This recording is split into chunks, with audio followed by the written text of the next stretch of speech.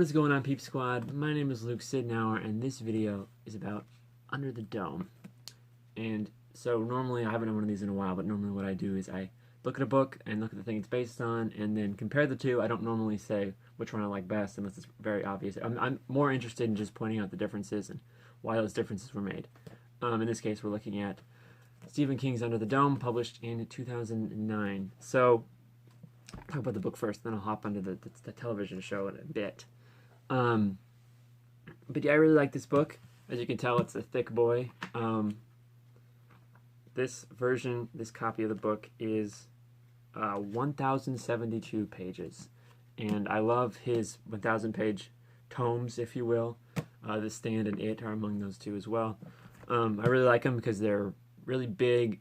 It's quite literally an epic. You feel like you're going on a journey with these characters, and yeah, I really like Stephen King's big books. I think that's where he shines the most. But anyway, this story, Under the Dome, follows a town in New England that is all of a sudden put under a dome. And what I think is really interesting about the way this book is written is that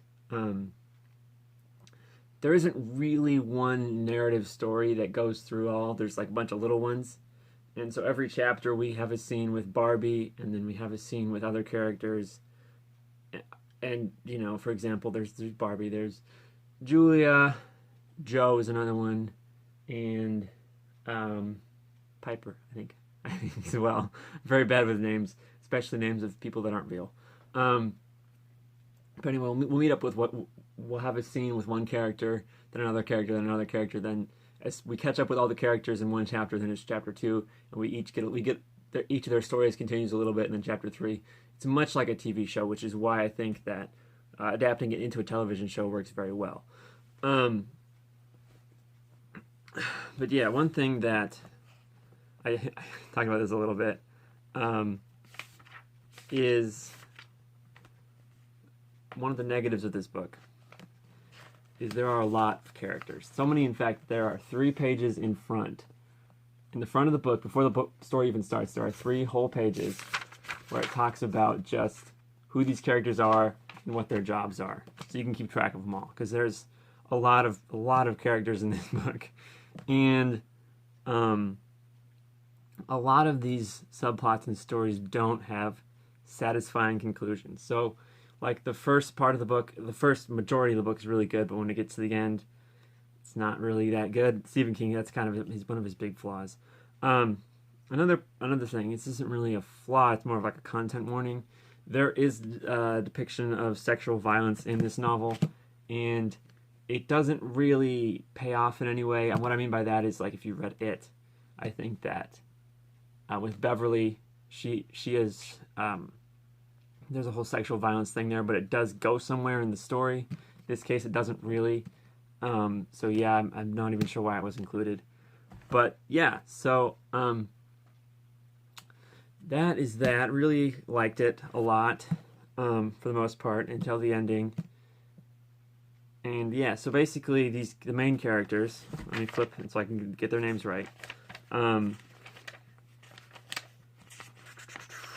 There's also a map too, which isn't as useful as you'd think it'd be. But yeah, so when I was reading, I had a bookmark at the characters and the maps. Whenever a new character or location was mentioned, I'd flip back here and be like, okay, so we're right here at the movie theater with Harriet Bigelow, for example. I don't even know if Harriet was ever at the movie theater, but it's just 2 characters that I turned the page on.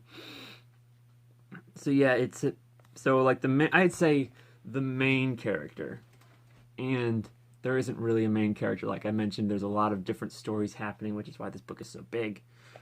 I would say Dale Barbara. He's Barbie. He was a veteran, I believe he is, and he was a cook at the local diner in Chester's Mill is the name of the town that gets put under the dome. So I'd say he's the main character, but again, there's a lot of there's also, you could say, Julia Shemway, I believe her name is.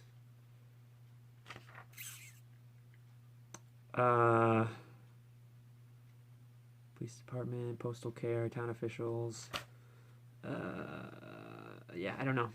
I think it's Julia Shenway. I can't find her name here. She's the reporter. Also plays a huge role in this story. So it's one of they're two like the main characters. One other thing that I really really like about this book is the villain. His name is Big Jim Rennie. He is the town selectman. And as soon as the dome gets put down on this town, he goes to work trying to take advantage of the situation and try to get as much power as possible. And he's very, very terrifying. Every time he'd show up in the book, I was like, oh shit, it's about to happen, you know? Really good book. And as far as his story goes, I think his story at the ending, the way his story ends is very satisfying and cathartic. So I think that his story is the one that ends well. That ends in a satisfying way. I'd say that. But yeah, that's about it as far as the book goes. Actually, there's one more thing. If you remember in The Stand, there was a whole chapter devoted to Kojak, his journey from Maine to Colorado. You remember that? And it was really cool because it was written from the perspective of a dog. Very, very cool. And there's a couple instances of that in this. It's a corgi, I believe. And there's this very important document that someone needs to see, and she loses it. And so this dog it's like talking to a ghost of someone who died, and the ghost trying to tell the dog to give the document to its owner. It's written from the perspective of the dog. Really, really, really cool. But yeah, that's all of it for the book. Very good book. Highly recommended if you're into really long books and sexual violence doesn't upset you. I would highly recommend it. But moving on to the TV show, which I think I'm going to put this in the thumbnail. It's probably the worst Stephen King adaptation I've ever seen. Season 1 is basically Under the Dome in name only. There are some characters, but like, for example, I think his name is Sam Bush. No, not Sam. Sam's the wife. Phil Bushy. In the book, he's a drug addict, but in the television show, he's a DJ, and that's the only thing they have in common is the name. Same with Oliver Desmond. In the TV show, he's a cranky old man, but in the book, he's a child. So I'm not really sure, like, they just took names of people and they just turned them into something else. Which in itself wouldn't necessarily be a bad thing if it were good. Like, I don't necessarily have a problem with adaptations that change the source material, as long as it's good, which is not. Season 1 basically is a soap opera. Season 2 is just pure sci-fi. And whereas the book is more... There are sci-fi elements in the novel, but it's more about the political and social tensions swelling under... I'm going to stop touching the table because it's shaking the camera. Kind of swelling under the dome. And there's sci-fi stuff, but it's kind of pushed to the side, at least till the end. But season 1 doesn't really touch upon any of that political drama or anything like that. It's just focused on being a soap opera with sci-fi influences. But season 2 drops the soap opera entirely and just focuses purely on sci-fi, which is to the detriment of the show, because that's not really in the book, and so they're just adding a bunch of nonsense. It's not even good sci-fi. It's like really bad sci-fi. The kind that doesn't make any sense. But yeah, and so I wrote down some things here that I thought were just the most egregious things the show committed. So in episode 1, for some reason, Dale Barbara... I'll just say one more thing. The show came out in 2013, right? And I'm going to put a picture on screen, hopefully, if I remember to. And I think I'm nothing against this guy, but he looks like every other television protagonist from 2013. Like there's the Arrow, Supernatural.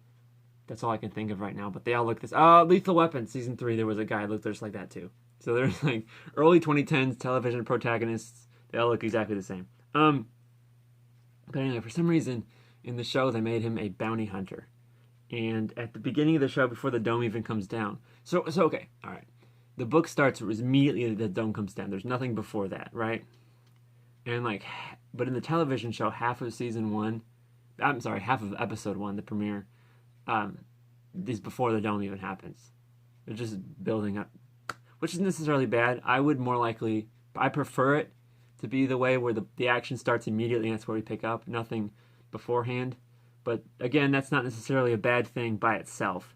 But anyway, so the show opens with Dale Barbara, he's burying somebody, right?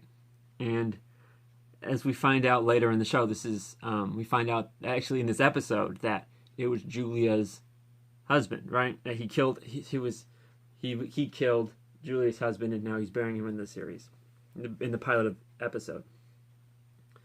And at the end of the episode, he's sleeping with Julia, and it's so weird that happened in one episode, and they don't hardly address it.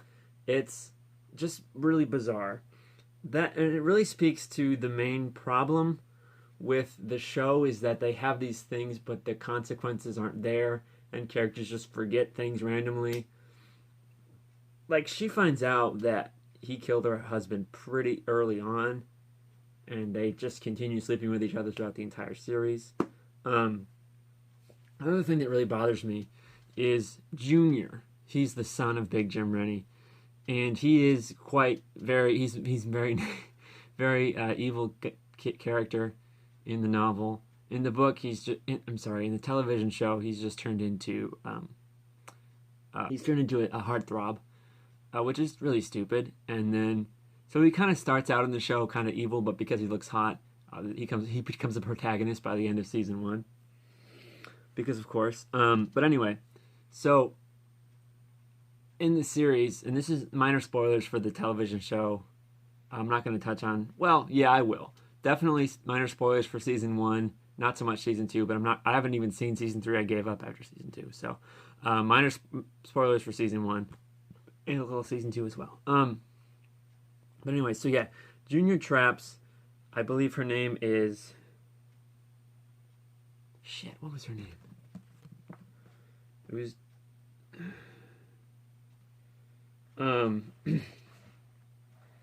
Angie McCain. She's a waitress at the diner. And they were kind of dating a little bit, but then they broke up. And so in the show, he traps her in like a bomb shelter for a couple of episodes. Like, I'd say the first 3 to 5 episodes she was trapped in the bomb shelter. And that's, it's for a horror thing, it's interesting, kind of like Misery, some Misery vibes. But eventually she gets out, right? And at the end of the season, they're dating again, which is just truly, it's insane. Like, Angie, he had you chained to a bunk bed in a bomb shelter, and after you're freed, you go back to dating this guy again.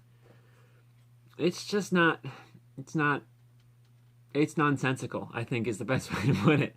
The final thing, and this is maybe the biggest atrocity of the show, is that Big Jim never really gets his moment to be the main bad guy. He is kind of a inconvenience at times to our protagonist, but he's never like the main threat, right? So for the first, I'd say 8 episodes of season 1, there are 10 episodes, I believe. For the first 8, we're building up Big Jim as this big threat, and then it turns out that this random woman named Maxine, who's like a crime boss, just kind of shows up, and she becomes the main villain for the last 2 episodes. You've never heard of her until episode 8. She comes up at the last 2 episodes and just kind of completely sidelines Big Jim, and it's to the downfall of the show, to be honest, because Big Jim is a pretty awesome character, and I really like the way he's written in the book, and hopefully we can get a better adaptation of this story in the future, maybe something on HBO or Netflix or like something like that. But yeah, that's all I had to say about Under the Dome. Please like and subscribe. I have a whole playlist talking about Stephen King, so if you're interested, check that out. And I will see you next time. I think I might be doing Mr. Mercedes in the coming future. So sometime in the future, I'll be doing Mr. Mercedes. So if you're interested in that, make sure to subscribe. And you can check out the links for our Facebook group, Instagram page, Patreon, all that fun stuff. I will see you next time. Peace out.